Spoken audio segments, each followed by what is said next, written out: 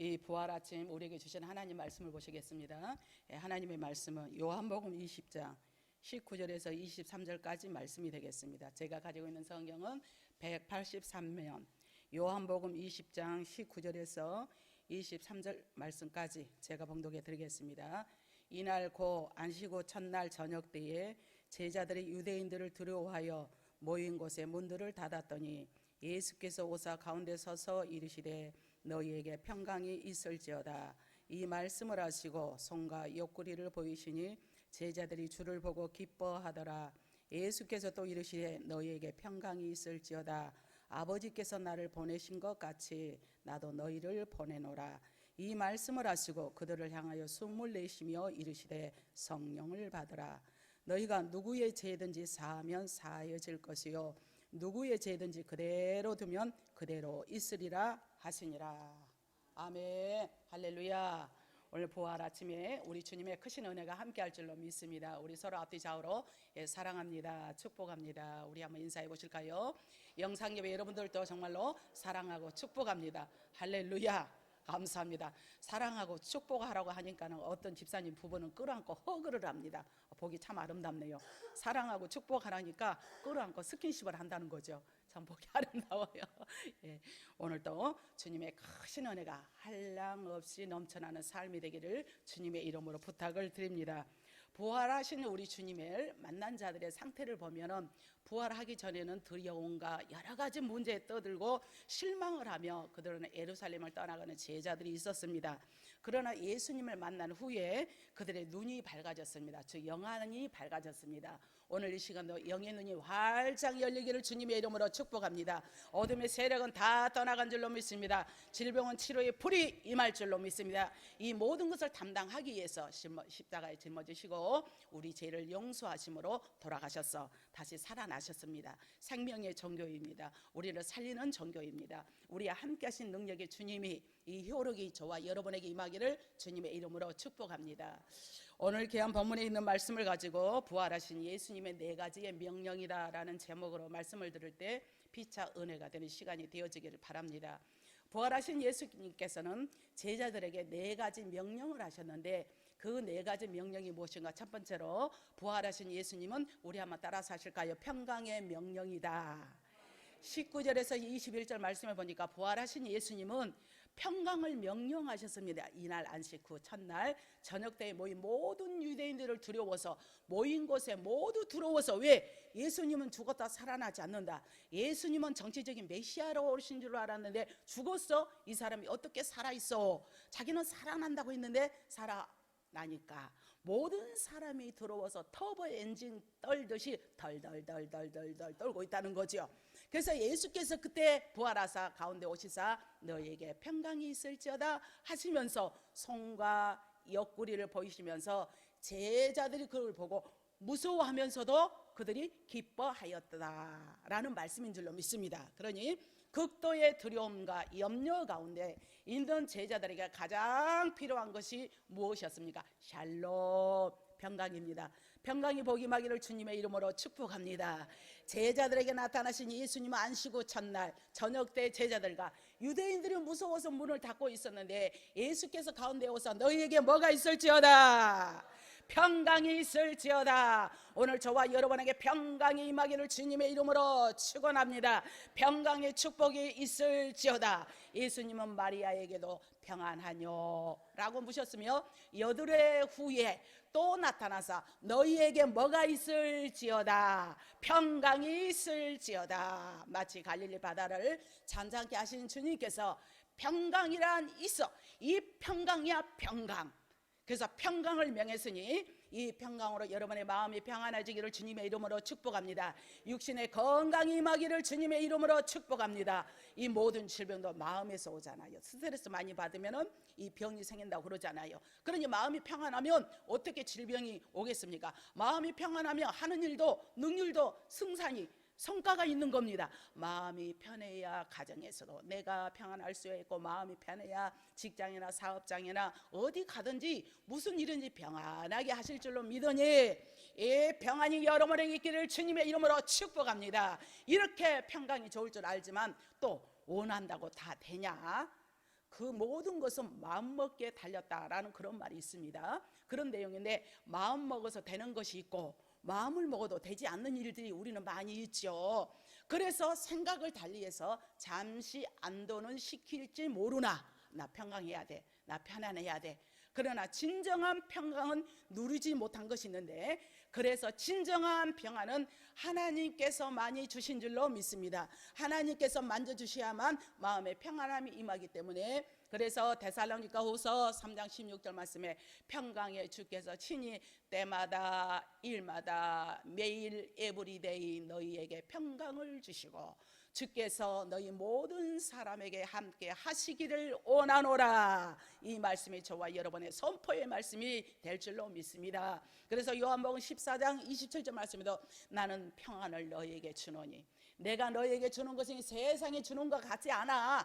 너희는 마음에 근심하지 말고 두려워하지도 말라. 할렐루야. 성령의 은혜는 강물과 같습니다. 평강이 강물과 같이 넘쳐오르면 이 마음의 평안을 주체할 수가 없어요.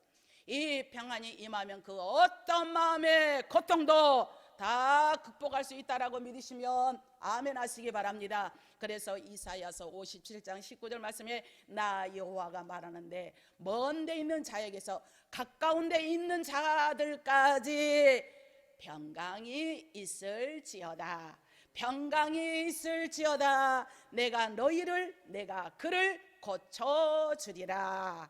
그러므로 마음에 평강이 없다면 마음의 불안을 예수 이름으로 물리치고 평강의 주님을 만나는 복된 시간이 되기를 주님의 이름으로 축복합니다. 주님이 나와 함께 하시면 그것이 진정한 평화가 아니고 무엇이겠습니까?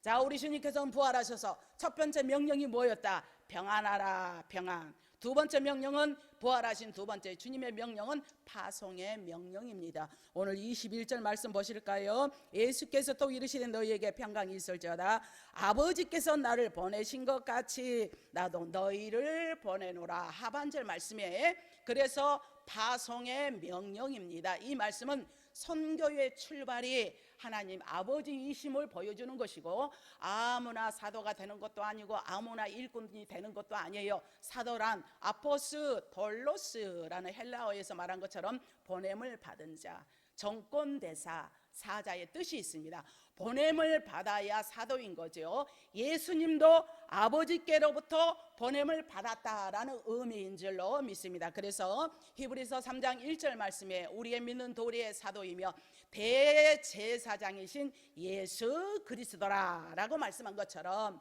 그래서 우리는 부활의 주님이 임하시면 우리에게 보냄을 받은 자가 된다는 사실을 또한 믿으시면 아멘 하시기 바랍니다. 물론 사도시대의 사도는 아닙니다. 그렇다고 신사운동의 사도도 아니에요. 넓은 의미에서 사명자가 된다라는 의미인 줄로 믿습니다. 그래서 사도행전 1장 8절 말씀에 1장 8절 말씀 시작.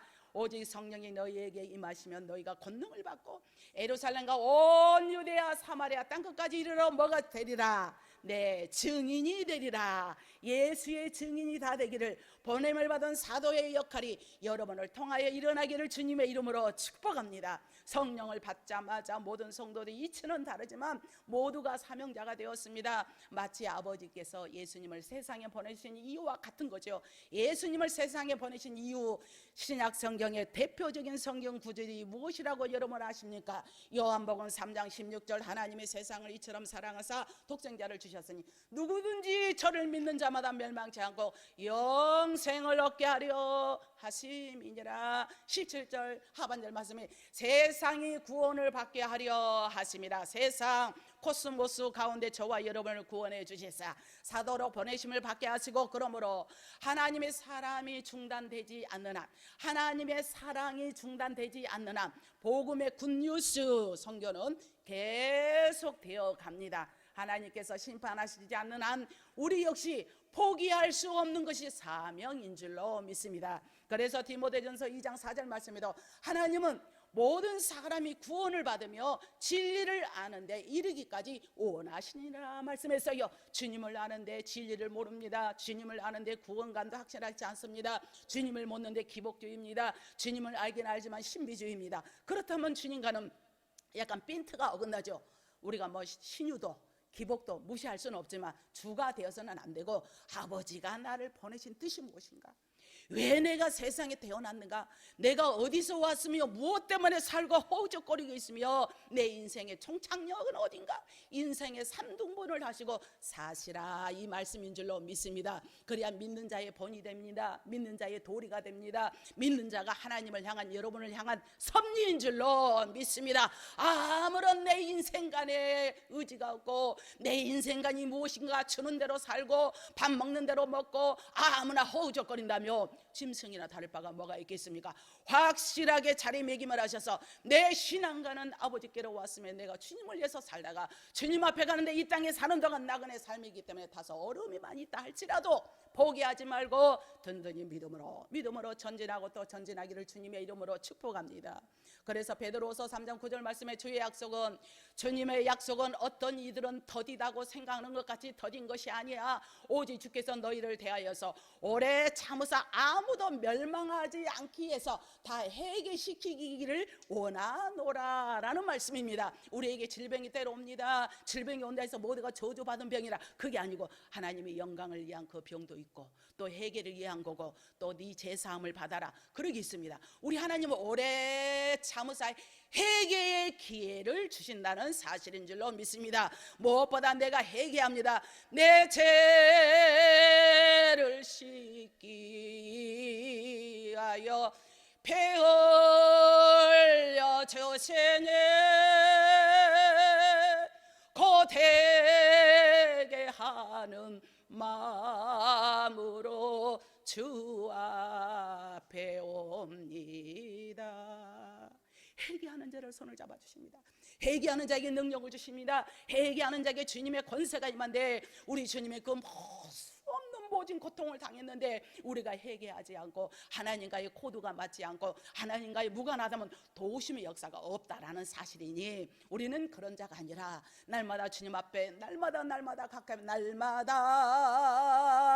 날마다 주를 찬송하겠네. 주의 사랑의 줄로 나를 잡아 줍소서, 굳게 잡아 줍소서. 사모할 때 우리 주님의 능력이 저와 여러분을 통하여 일어날 줄로 믿습니다. 주님의 권세가 여러분을 통하여 일어날 줄로 믿습니다. 오늘 이 시간이 마지막 기회다 생각하고 부활하신 주님이 내 주님이에요. 새 생명을 주시는 우리 주님의 능력이 부활의 아침에 여러분에게 넘쳐나기를 주님의 이름으로 축복합니다. 우리는 살아가면서 너희는 아무도 멸망하지 아니하고 다 회개하기를 이르는데, 그럼에도 불구하고 왜 남을 네 콩이 크냐 내 콩이 크냐, 네가 잘나냐 내가 잘나냐 남을 심판하냐라는 거죠. 남을 너무 높게 올려놓고 생각하기 때문에 혹시 내가 지도자라 할지라도 여러분의 사랑의 기도와 긍휼이 필요한 존재임을 나는 기억합니다. 여러분의 기도가 아니면 이렇게 설 수가 없어요. 여러분의 하나님의 도우심이 아니면 여러분도 설 수가 없고, 주의 종이 매일 기도하는 것은 내 가정은 뒷전이고 여러분을 위해서, 중직자를 위해서 먼저 탁 나갑니다. 장로님을 위해서, 안수 집사님, 권사님을 위해서 착 나가요. 그렇게 기도. 이게 바로 우리 주님이 원하는 게 아니겠습니까?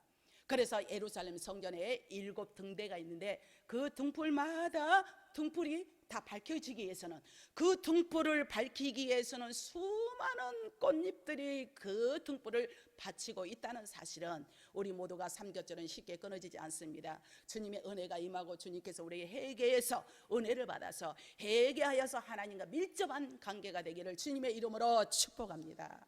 우리 주님이 부활하신, 오늘 제목에 부활하신 예수님의 4가지 명령 중 첫 번째는 무엇이었다?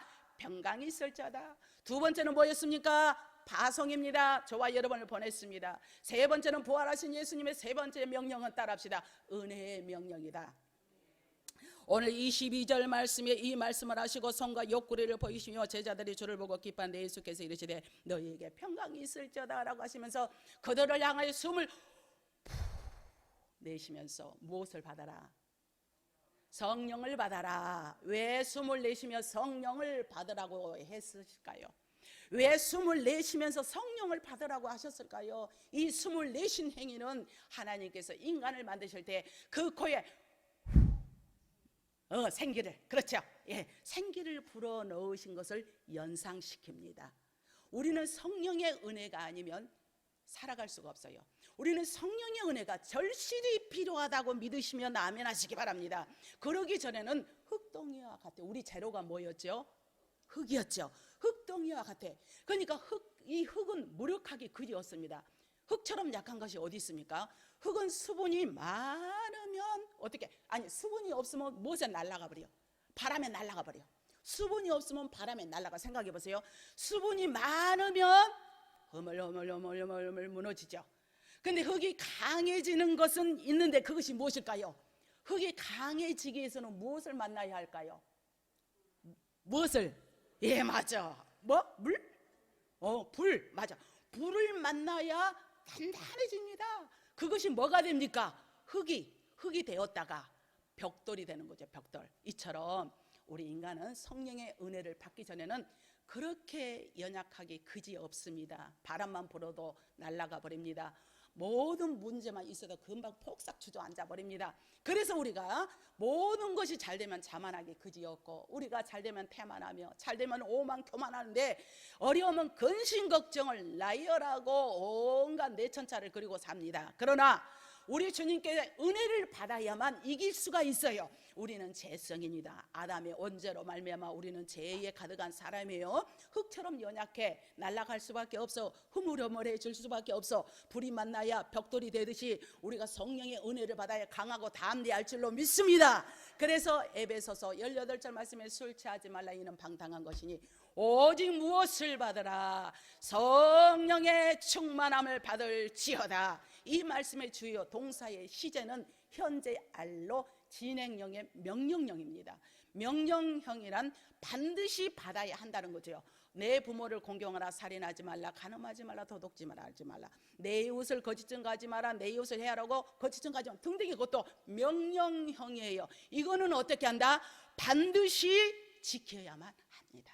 그런데 여기서 명령형을 하시면서 완료인데 또 계속 진행형으로 진행되고 있어요. 그것은 거기에 의미가 있는 것이 아니라 현재는 알로 진행형이지만 성령 충만을 지금도 온전하게 받았지만 계속 진행형은 내일도 받고 모레도 받고 우리는 그래야 살아갈 수가 있다라고 믿으시면 아멘 하시기 바랍니다. 그래서 이 원시제를 보면은 진행형이에요. 계속 성령 충만을 한 번만 딱 받았다 단 이례적인 사건이 아니라 계속적으로 내 안을 갈고 닦고, 안 그러면 죄성이 나에게서 우러나오고, 내 안에는 두 가지 용소슴이 두 가지 싸움을 하는데 하나는 육적인 충돌이 있고 하나는 영적인 충돌이 있는데 내 마음 나도 알 수가 없어. 나도 그러지 말아야 되는데, 그러나 그 안에 은혜를 받고 성령의 충만함을 받게 되면 하나님의 생각을 하게 되고, 또 세상 생각을 하게 되면 세상적으로 향하는 마음이 되고, 교회 가는 것이 부담스럽고 신앙생활 하는 것이 부담스럽고, 이런 자가 어쩌다 있기는 있습니다만, 그러나 내가 하나님의 은혜를 입은 자는 단단하여져서 어떤 누가 뭐라 해도 넘어가지 않고 끝까지 서가는 능력의 용사가 될 줄로 믿습니다. 제가 오늘 새벽인가 말씀드렸죠. 이 마귀가 누구를 좋아하냐? 이 사탄 귀신들, 잘 들어보세요. 귀신들은 누구를 좋아하느냐? 약한 사람을 좋아한다는 거죠. 그 심리학자라든가 책에서라든가 이렇게 보면 밤에 여러분 꿈을 꾸다가도 막 가위에 누릅니까? 귀신이 자주 보입니까? 여러분 막 싸워도 막 지는 싸움을 합니까? 그거는 그 귀신들이 여러분에게 넘나든다는 거예요. 여러분에게 잘 방문을 한다는 거죠. 그러나 그가 성령의 역사로 충만하면 꿈에도 가위 눌리는 것도 없고 헤매는 것도 없고 그런 것도 없다는 거죠. 여러분 경험해 보셨죠? 내가 영적인 생활로 충만하다 보면 꿈을 꾸더라도 막 이기게 돼. 어디를 막 달려가더라도 내가 먼저 가게 되고, 누가 막 해방을 하게 되면 박살나게 되고 박살내게 되고. 그래서 제가 그걸 읽으면서 보면서 하나님 나는 감사합니다. 내가 꿈속에 나는 그렇게 막 나는 가히 눌렸다 이해를 못해. 왜? 제가 그걸 안 겪어봤기 때문에. 그래서 하나님께서 이미 너는 모태의 적신이 나오기 전에 너를 딱 찍어서 하나님께서 딱 얘기해서 바꿔서 아주 흔들림이 없이 이렇게 하는 것이, 그렇기 때문에 이 마귀는 귀신들은 나를 뒤잡지 못하구나, 나를 잡고 놀지 못하구나. 그것을 감사했습니다. 우리가 내 안의 중심이 확실하고 내가 믿음으로 온전히 나가면 그 어떤 사탄 마귀도 이미 먼저 안난 거죠. 먼저 알기 때문에 예수님도 마태복음에 바로 금식을 하는데 네가 하나님의 아들이거든 이 돌들로 떡덩이가 되게 만들어봐. 금식을 끝나니까 뭐가 제일 그에게 적입니까? 뭘까요? 먹거리죠. 유혹이란 단어가 빨리 생각 안 나서 내가 여러 개 좀 했네. 자, 그러면 예수님은 마지막으로 네 번째 명령은 우리 한번 23절 한번 보실까요? 23절 시작. 너희가 누구의 죄든지 사하면 사하질 것이요 누구의 죄든지 그대로 두면 그대로 있으리라 하시니라. 이 말씀의 맥락은 여러분 무엇이라고 생각합니까? 너희가 누구의 죄든지 사하면 사하질 것이요 누구의 죄든지 그대로 두면 그대로 있으리라. 이 말씀의 해석에 논란은 많이 있습니다. 즉 이 말씀을 압축하자면 사랑인 거죠. 누구든지 내 죄를 사하고 용서하면 내가 너희를 사랑하리라. 근데 우리는 그래서 많은 논란이 있는 말씀인데 이것은 성령의 은혜로 성령을 받아야 어느 누구든지 이해할 수 있고 배려할 수 있고 있는데 콩이면 콩, 팥이면 팥. 맨날 비관적으로 바라보는 사람, 맨날 보는 시야가 다 비관적으로만 보여. 맨날 원망불평하는 사람은 옆에 친구도 두지 마라고 그랬어. 왜? 나도 모르게 자동적으로 나 그렇게 생각을 안 했는데 옆에서 원망불평을 막 해대면 그거는 해대는 거예요. 하시면이 아니라 해대면은 나도 모르게 시각이 그렇구나 저렇구나. 이건 마귀의 속성인 거예요. 뭐든지 은혜의 은혜로다. 주님이 나를 위해 사랑하고 나를 위해 배려하시며 정말 죄 많은 나를 위해 사신 그 주님의 은혜를 생각한다면 믿는 자라면 은혜의 삶이 되어야 할 줄로 믿습니다. 용서의 사람이 되어야 할 줄로 믿습니다. 우리는 신실한 자가 되기를 원하는데 바로 오늘 이 말씀은 너희가 사랑하라 이 말씀이에요. 가톨릭에서는 오해하는 것처럼 교회 사제들이 갖는 권세가 아니에요. 성경은 하나님 외에 제사할 권세가 없다라고 마가복음 2장 5절에서 7절에 말씀한 것처럼 예수님께서 죄를 사하신 것은 하나님의 아들이시오. 예수님께서 죄를 사하신 것은 하나님이시기 때문에 가능한 것입니다. 그래서 우리는 역사적으로 살펴보더라도 초대교회가 어느 개인의 모든 죄를 용서해 달라고 선언하거나 교회의 권리를 용서한 애가 없고 오직 하나님 앞에서 회개, 코란데오 신앙, 하나님 앞에서 회개하고 하나님 앞에 제사함을 받으라라고 가르치는 것이 초대교회 역사인 줄로 믿습니다. 사랑하는 성도 여러분, 오늘 부활절을 맞아서 성령님은 하나님이시기 때문에 우리의 죄를 사하실 수가 있습니다.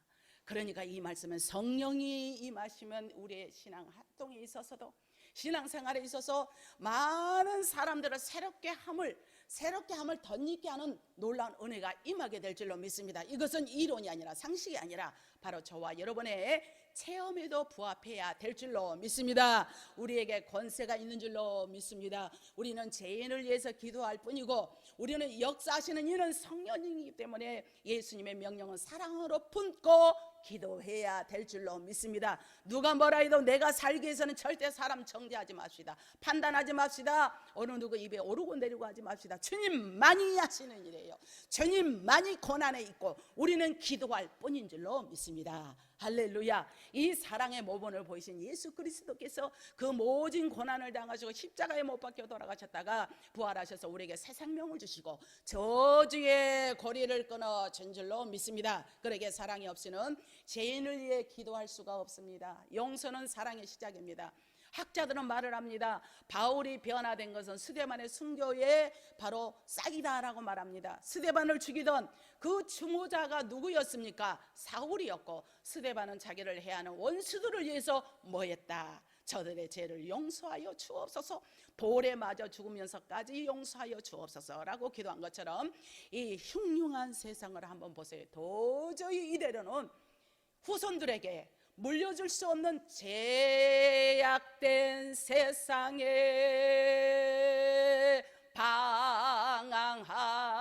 방황하다가 천국과 지옥은 고사하고 모든 인간이 타락했는데 짐승만도 못한 동성애자의 충격적인 고백이라는 그 글을 보면서 소돔과 같은 세상이 우리 곁에 다가왔으니 얼마나 무시무시한 세상에 우리는 살고 있다는 것을 알아야 될 줄로 믿습니다. 그러니 우리는 낙심하지 말고 부활하신 예수님의 명령을 받들어 명합시다. 동성애자는 떠나갈지어다. 나라와 민족에서 부정부패는 사라질지어다. 새로운 당선자를 통하여 이 나라가 새롭게 와전될지어다. 우리는 명해야 될 줄로 믿습니다. 예수의 이름을 받들어 죄인을 위해 기도함으로 그들을 변화시켜 나가야 될 줄로 믿습니다. 우리가 낙심하지만 낙심하지만 않는다면 하나님께서 성령을 보여주사, 성령을 보내주사 이 시간도 치료의 불이 임할 줄로 믿습니다. 부활하신 주님은 제자들에게 나타나서 평강을 주시고 성령을 선물로 주시며 부활의 명령을 주셨는데 그냥 명령이 아니라 부활의 은혜를 주신 줄로 믿습니다. 그러므로 이 시간 우리 모두가 예수 안에서 은혜의 부활로 충만히 임하기를 주님의 이름으로 축복합니다. 사랑하는 성도요, 오늘 말씀을 맺겠습니다. 부활하신 주님의 4가지 명령이 있죠. 오늘 제목에 첫 번째는 뭐였습니까? 다시 한번 시작. 평강의 은혜입니다. 두 번째는 파송의 은혜죠. 세 번째는 은혜요. 네 번째는 사랑의 은혜입니다. 잘 기억하세요. 여러분 안에 답습하면 마귀도 벌벌 떨고 도망갑니다. 이 말씀이 여러분 안에 채워지면 주님이 주신 지혜가 임합니다. 지혜가 임하면 성견 지명이 임해요. 그러나 말씀이 내 안에서 역사하지 못하고 그러면 마귀들이 신방으로 와가지고, 신방이라기보다도 마귀들이 틈을 탑니다. 이 사탄 마귀가 여러분은 막 들어오는데 이 귀신들은 못되게 하고 안 되게 하고 다 넘어뜨리게 하는 것이 그들의 주 목적인 거죠.